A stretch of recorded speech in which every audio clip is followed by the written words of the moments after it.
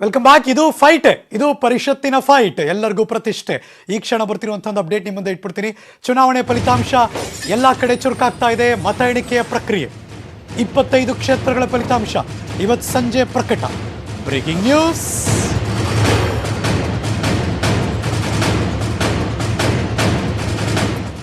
ಇಪ್ಪತ್ತು ಜಿಲ್ಲೆಗಳು, 25 ಕ್ಷೇತ್ರಗಳು, 6 ವರ್ಷದ ಅವಧಿಗೆ ನಡೆಯುವಂತಹ ವಿಧಾನ ಪರಿಷತ್ತಿನ ಚುನಾವಣೆ.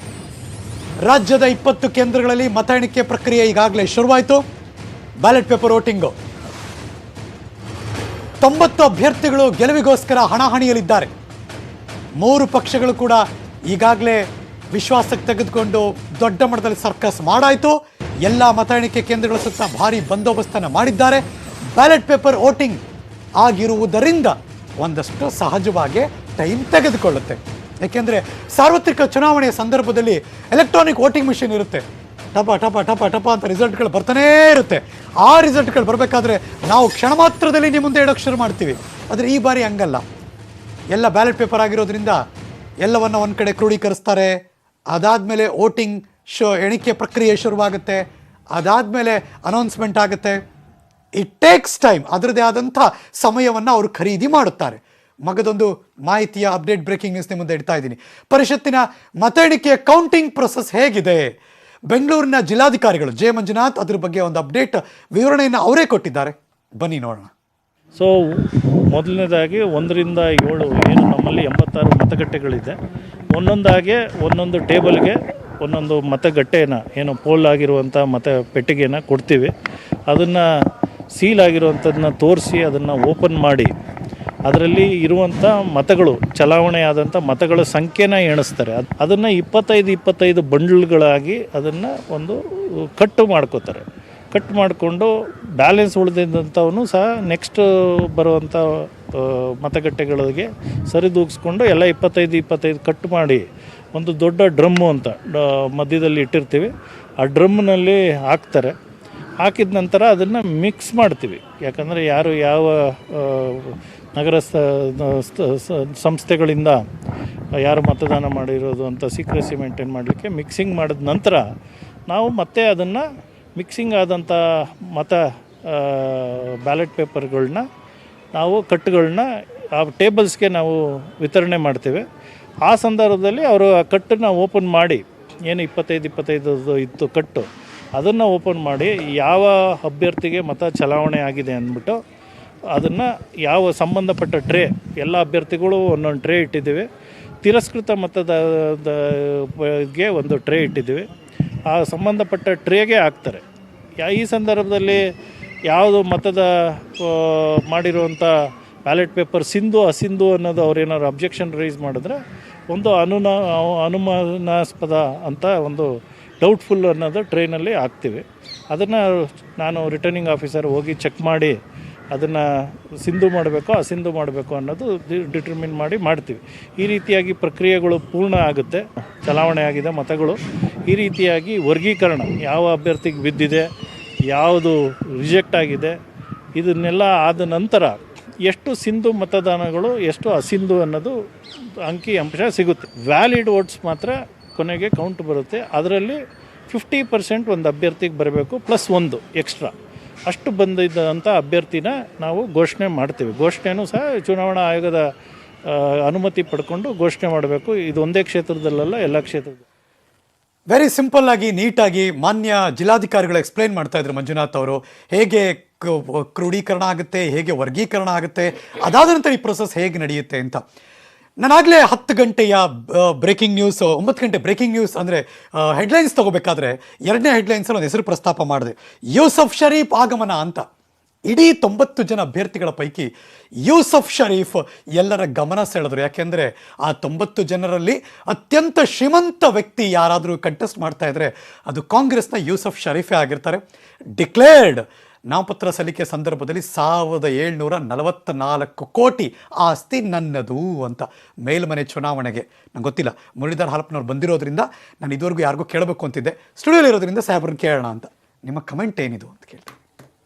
ಅವರು ಪ್ರಜಾಸತ್ತಾತ್ಮಕ ವ್ಯವಸ್ಥೆಯಲ್ಲಿ ಭಾರತೀಯ ನಾಗರಿಕರು ಚುನಾವಣೆಗೆ ಸ್ಪರ್ಧೆ ಮಾಡ್ಬೋದು, ಅವ್ರಿಗೆ ಆಸಕ್ತಿ ಇತ್ತು, ಅವರು ವ್ಯವಹಾರಗಳಲ್ಲಿ, ಅವರ ವ್ಯಾಪಾರಗಳಲ್ಲಿ ಹಣ ಮಾಡಿರ್ಬೋದು. ಅದಕ್ಕೆಲ್ಲ ರಿಟರ್ನ್ಸ್ ಫೈಲ್ ಅದು ಅಫಿಷಿಯಲ್ ಆಗಿ ಎಲೆಕ್ಷನ್ಗೆ ಅವ್ರು ಡಿಕ್ಲೇರ್ ಮಾಡ್ತಾರೆ ಅಂತ ಹೇಳಿದರೆ ಅದಕ್ಕೆಲ್ಲದೂ ಒಂದು ವ್ಯವಸ್ಥೆಯಲ್ಲಿ ಅವರು ಅದನ್ನು ರಿಟರ್ನ ಫೈಲ್ ಮಾಡಿರ್ತಾರೆ, IT ರಿಟರ್ನ ಫೈಲ್ ಮಾಡಿರ್ತಾರೆ. ಆವಾಗಲ್ಲಿ ಪ್ರಶ್ನೆಗಳು ಯಾವಾಗ ಉದ್ಭವ ಈಗ ಆಗೋಕ್ಕಿಂತ ಆವಾಗಲೇ IT ಆಗಿರ್ಬೋದು, ಬೇರೆ ಯಾವುದಾವುದು ಸಿಸ್ಟಮ್ ಏನಿದೆ ಅದನ್ನೆಲ್ಲ ಅವರು ಪಾಸ್ ಮಾಡಿಕೊಂಡೆ ಬಂದು ಇವತ್ತು ಡಿಕ್ಲೇರ್ ಮಾಡ್ತಿದ್ದಾರೆ. ಅಧಿಕೃತವಾಗಿ ಅದನ್ನು ಘೋಷಣೆ ಮಾಡಿರ್ತಕ್ಕಂಥ ಹಣ ಅವ್ರು ಹೇಳಿದ್ದು ಇಷ್ಟೇನೆ, ನಾನು ಸರ್ಕಾರದ ಜೊತೆಗೆ ನಂದು ವೈಯಕ್ತಿಕವಾಗಿ ನನ್ನ ಕಾಂಟ್ರಿಬ್ಯೂಷನ್ಸ್ ಏನಿದೆ, ನನ್ನ ಸೇವೆ ಏನಿದೆ ಸಾರ್ವಜನಿಕ ಸಲ್ಲಿಸಲಿಕ್ಕೆ ನನ್ನ ಇದೆಲ್ಲ ಮುಡಿಪು ಅಂತ. ಕಮೆಂಟ್ ಇದೆಯಾ ಅದಕ್ಕೆ ಭಾರತೀಯ ಜನತಾ ಪಕ್ಷದಿಂದ? ಕಾಮೆಂಟ್ ಅಂತಂದರೆ ಹಣ ಇವ್ರು ಹೇಗೆ ಮಾಡಿದ್ರು ಅನ್ನೋದು ನನ್ನ ಪ್ರಶ್ನೆ ಇಲ್ಲ. ಇಲ್ಲ ಇಲ್ಲ ಯಾಕೆಂತಂದ್ರೆ ಅವ್ರು ಡಿಕ್ಲೇರ್ ಮಾಡ್ಕೊಂಡಿದ್ದಾರೆ, ಎಲ್ಲ ಸರಿ. ಅಂದರೆ ಸಮಾಜ ಸೇವೆ, ಎಲ್ಲಿ ಸಮಾಜ ಸೇವೆ ಮಾಡಿದ್ದು? ಕಾಂಗ್ರೆಸ್ ಪಕ್ಷ ಇಷ್ಟೊಂದು ದೊಡ್ಡ ಪಕ್ಷ ಅಂತೇಳಿ ಹೇಳ್ಕೊಳ್ತಕ್ಕಂಥವ್ರು ಒಂದು ಗ್ರಾಮ ಪಂಚಾಯಿತಿಯಲ್ಲೂ ನಿಂತು ಗೆಲ್ಲದ, ಅಥವಾ ಒಂದು ದಿನವೂ ಇನ್ನೂ ಅವರು ಸದಸ್ಯತ್ವ ಪಡೆದಿದ್ದಾರೋ ಒಂದು ಪಕ್ಷದಲ್ಲಿ ಇಲ್ವೋ ನನಗೆ ಅದು ಗೊತ್ತಿಲ್ಲ. ಇಂಥ ಒಬ್ಬ ವ್ಯಕ್ತಿ 1744 ಕೋಟಿ ಡಿಕ್ಲೇರ್ ಮಾಡ್ಕೊಂಡ ತಕ್ಷಣವೇ ಅರೆ ನೀವು ತಗೋಬೋದು ಒಂದೇ ಸಾರಿ ಅವ್ರನ್ನ ಚುನಾವಣೆಗೆ ನಿಲ್ಲಿಸಿ ಅಂದರೆ ಎಷ್ಟು ದಿವಾಳಿ ಆಗಿದ್ದೀರಿ ನೀವು, ಅಷ್ಟೇ ಹೇಳಬಲ್ಲೆ. ಬರ್ತೀನಿ ಮುನಿಧರ್ ಹಾಪ್ಲನ್ ಹತ್ರ. ಈ ಕ್ಷಣ ಕಾಂಗ್ರೆಸ್ ಸಂಬಂಧಪಟ್ಟಾಗ ಒಂದು ಬ್ರೇಕಿಂಗ್ ನ್ಯೂಸ್ ಕೂಡ ನಿಮ್ಮ ಮುಂದೆ ಇಟ್ಬಿಡ್ತೀನಿ ನಾನು. ಕಾಂಗ್ರೆಸ್ನಲ್ಲಿ ವಿಪಕ್ಷ ನಾಯಕ ಸ್ಥಾನಕ್ಕೊಂದು ಬಿಗ್ ಫೈಟ್ ಗ್ಯಾರಂಟಿ. ಬಿಕಾಸ್ ಜನವರಿ 5ನೇ ತಾರೀಕು ಖಾಲಿ ಆಗುತ್ತೆ ಪರಿಷತ್ತಿನ ವಿಪಕ್ಷ ಸ್ಥಾನ. ಕಾಂಗ್ರೆಸ್ನ 3 ನಾಯಕರು ಭಾರಿ ಲಾಬಿ ಮಾಡ್ತಿದ್ದಾರೆ ಅಂತ ಈ ಕ್ಷಣ ಬರ್ತಿರುವಂತಹ ಬ್ರೇಕಿಂಗ್ ನ್ಯೂಸ್ ಹೇಳ್ತಾ ಇದೆ. ನೋಡೋಣ ಪರಿಷತ್ತಿನ ವಿಪಕ್ಷ ಸ್ಥಾನದ ಬ್ರೇಕಿಂಗ್ ನ್ಯೂಸ್.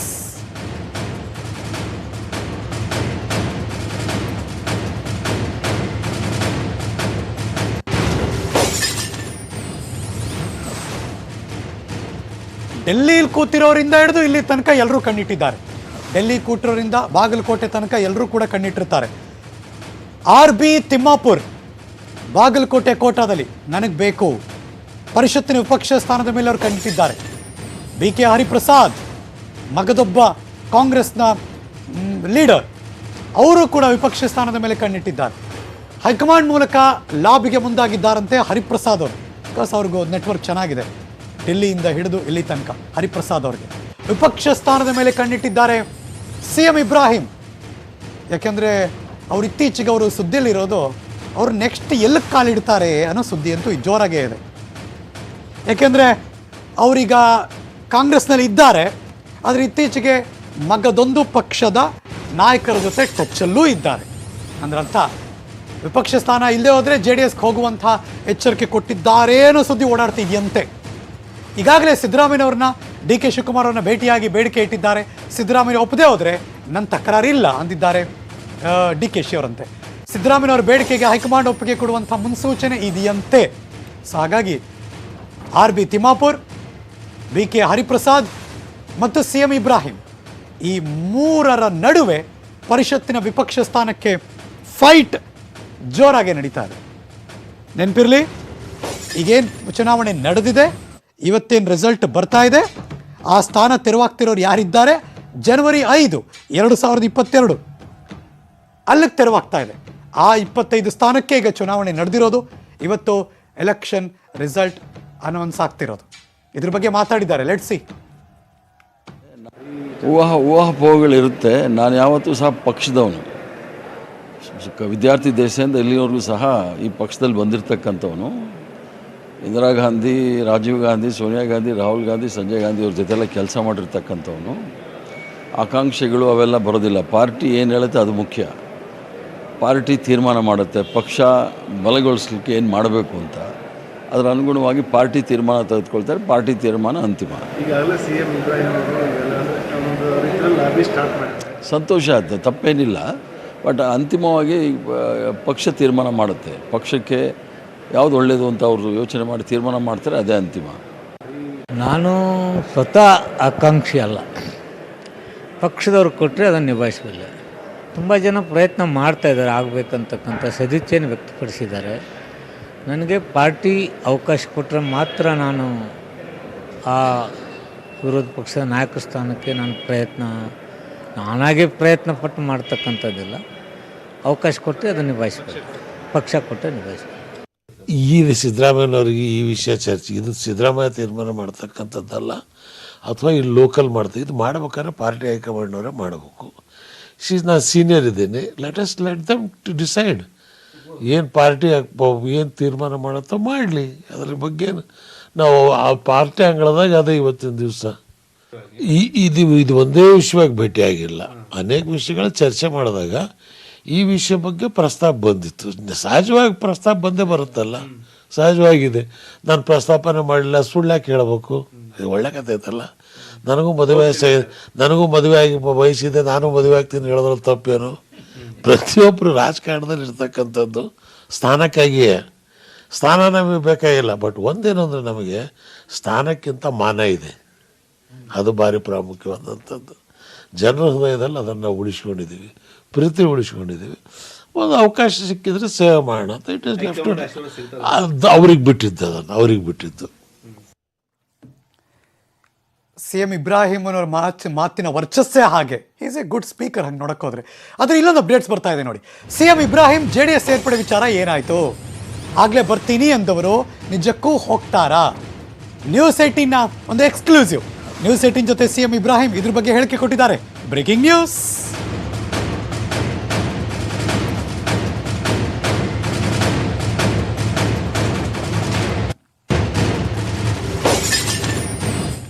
ಒಂದಿನ ಸಡನ್ ಆಗಿ HD ಕುಮಾರಸ್ವಾಮಿ ಅವರವ್ರ ಮನೆಗೆ ಹೋಗ್ತಾರೆ, ಭೇಟಿ ಮಾಡ್ತಾರೆ, ಇನ್ನೊಂದು ಸರಿ ಇಲ್ಲೇ ಇರ್ತೀನಿ ಅಂತ ಮಾತಾಡ್ತಾರೆ. ಹಾಗಾಗಿ ಕುತೂಹಲ. ಮಗದೊಂದು ಬ್ರೇಕಿಂಗ್ ನ್ಯೂಸ್ ನೋಡಿ. ಸಿದ್ದರಾಮಯ್ಯನವರ ಆಪ್ತ CM ಇಬ್ರಾಹಿಂ ಅವರು ಅವ್ರನ್ನ ಸೆಳೆಯೋದಕ್ಕೆ JDS ಕೂಡ ಭಾರಿ ಸರ್ಕಸ್ ಮಾಡ್ತಾ ಇದೆ. ಆದರೆ ದಳಪತಿಗಳಿಗೆ ನಿರಾಸೆ ಮೂಡಿಸಿದ್ರು CM ಇಬ್ರಾಹಿಂ. ದಳಪತಿಗಳಿಗೆ ಕೈ ಕೊಡುವಂತಹ ಸುಳಿವು ಕೊಡ್ತಾ ಇದ್ದಾರೆ. ಹಾಗಾದ್ರೆ ಏನಾಗ್ತಿದೆ ನೋಡೋಣ. Breaking news number 2.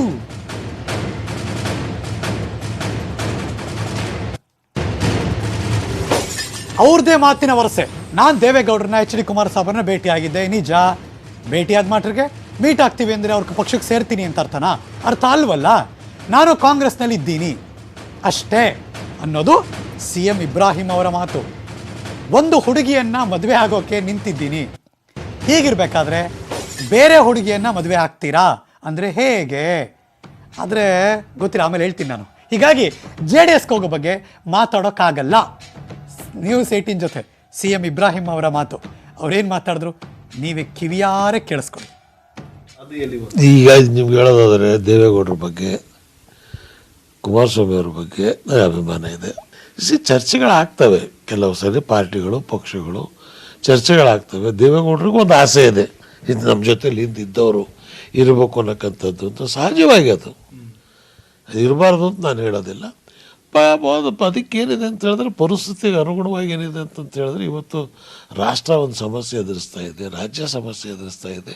ಇದನ್ನು ನಾವೆಲ್ಲರೂ ಒಂದುಗೂಡಿ ಇದನ್ನು ನಿಭಾಯಿಸ್ತಕ್ಕಂಥದ್ದಕ್ಕೆ ಪ್ರಯತ್ನ ಪಡಬೇಕು. ಆ ಪ್ರಯತ್ನದಲ್ಲಿ ಇದೀವಿ ನಾವು, ನೋಡೋಣಂತೆ. ನಾ ಕಾಂಗ್ರೆಸ್ನಾಗಿದ್ದೀನಿ. ಈಗ ನೀವು ನಾನು ಮದುವೆಗೆ ಬಂದುಬಿಟ್ಟು ಈ ಹುಡುಗಿಗೆ ಬಿಟ್ಟು ಇನ್ನೊಂದು ಹುಡುಗಿಗೆ ಆಗ್ತಾ ಅಂತ ನೀವೇ ಕೇಳಿದ್ರೆ ಅಕ್ಷತೆ ಕಾಳು ಹಾಕಕ್ಕೆ ಬಂದಿದ್ರಿ ನೀವು.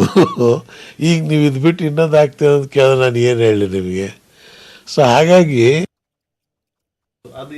ಈಗ ನಿಮ್ಗೆ ಹೇಳೋದಾದರೆ ದೇವೇಗೌಡ ಪಾಯಿಂಟ್ ಏನಪ್ಪ ಅಂದರೆ, ಎಷ್ಟೋ ಸಂದರ್ಭದಲ್ಲಿ ಮದುವೆ ಚೌಲ್ಟ್ರಲ್ಲಿ ಇನ್ನೇನು ತಾಳಿ ಕಟ್ಟಬೇಕು ಅಂತ 3 ಗಂಟೆ ಹಾಕೋಕೆ ಹಿಂಗೆ ರೆಡಿಯಾಗಿರ್ತಾರೆ.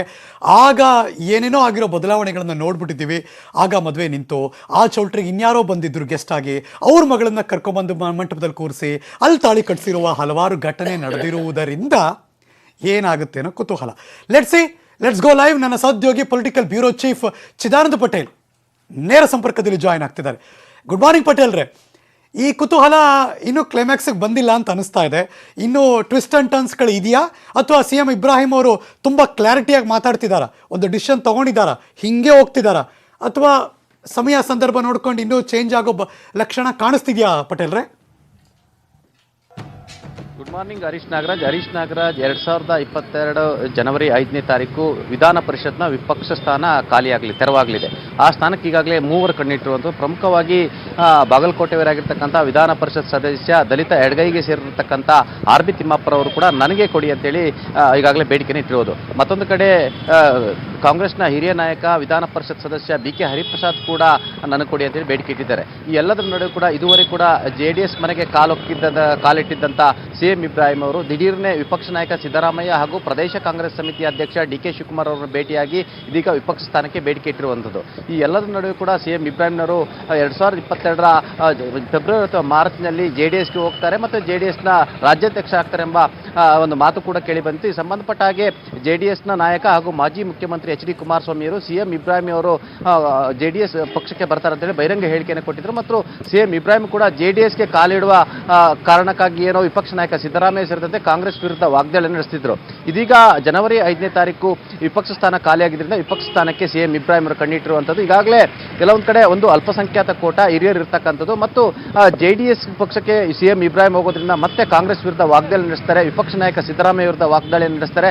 ಆ ಮುಖಾಂತರ ದಳಪತಿಗಳ ಪ್ಲಾನ್ಗೆ ಕೆಲವೊಂದು ಕಡೆ ತಿರುಗೇಟು ಕೊಡಲು ವಿಪಕ್ಷ ನಾಯಕ ಸಿದ್ದರಾಮಯ್ಯ ಎಲ್ಲ ರೀತಿಯ ಸಿದ್ಧತೆಯನ್ನು ಮಾಡ್ಕೊಂಡಿದ್ದಾರೆ. ಈಗಾಗಲೇ DK ಶಿವಕುಮಾರ್ ಅವರನ್ನ ಭೇಟಿಯಾದಂಥ ಸಂದರ್ಭದಲ್ಲಿ CM ಇಬ್ರಾಹಿಂ ಅವರಿಗೆ ನೀವು ವಿಪಕ್ಷ ನಾಯಕ ಸಿದ್ದರಾಮಯ್ಯನವರು ಒಪ್ಪಿಸಿ ಅವರು ಏನು ಹೇಳ್ತಾರೆ ಅದಕ್ಕೆ ನಾನು ಎಸ್ ಅಂತ ಹೇಳಿದ್ದಾರೆ. ಹಾಗಾಗಿ ಸಿದ್ದರಾಮಯ್ಯ ಕೂಡ ಇದೀಗ ಹೈಕಮಾಂಡ್ ಜೊತೆ ಮಾತುಕತೆ ನಡೆಸಿದರೆ ಎಲ್ಲವೂ ಅಂದುಕೊಂಡಂತೆ ಆದರೆ CM ಇಬ್ರಾಹಿಂನವರು ವಿಧಾನ ಪರಿಷತ್ನ ವಿಪಕ್ಷ ನಾಯಕ ಆಗೋದು ಖಚಿತ ಆಗಿರುವಂಥದ್ದು. ಆ ಮುಖಾಂತರ JDSನ ಆಸೆಗೆ ತಣ್ಣೀರು ಹರಿಸಿದ್ದಾರೆ. ಇದರ ಬೆನ್ನಲ್ಲೇ ಇದೀಗ ಎಲ್ಲೊಂದು ಕಡೆ ವಿಪಕ್ಷ ಸ್ಥಾನ ಖಚಿತ ಆಗುವ ಮುನ್ಸೂಚನೆ ಗೊತ್ತಿರುವ ಹಿನ್ನೆಲೆಯಲ್ಲಿ CM ಇಬ್ರಾಹಿಂ ಅವರು JDSಗೆ ಹೋಗುವ ವಿಚಾರದಲ್ಲಿ ಎಲ್ಲೊಂದು ಕಡೆ ಈಗ ಅಡ್ಡಗೌಡ ಮೇಲೆ ದೀಪ ಇಡುವಂತ ಹೇಳಿಕೆಯನ್ನು ಕೊಡ್ತಿದ್ದಾರೆ. ಆ ಮುಖಾಂತರ ನನಗೆ ದೇವೇಗೌಡರು LK ಅಡ್ವಾಣಿ ಸೇರಿದಂತೆ ಎಲ್ಲರೂ ಕೂಡ ಸ್ನೇಹಿತರು, ಹಾಗಂತ ನಾನು ಆಯಾ ಪಕ್ಷಗಳಿಗೆ ಹೋಗ್ತೀನಿ ಅಂತ ಅಲ್ಲ ಅನ್ನೋ ಮುಖಾಂತರ JDSಗೆ ಬರಲ್ಲ ಎಂಬ ಸುಳಿವನ್ನು ನೀಡಿದ್ದಾರೆ.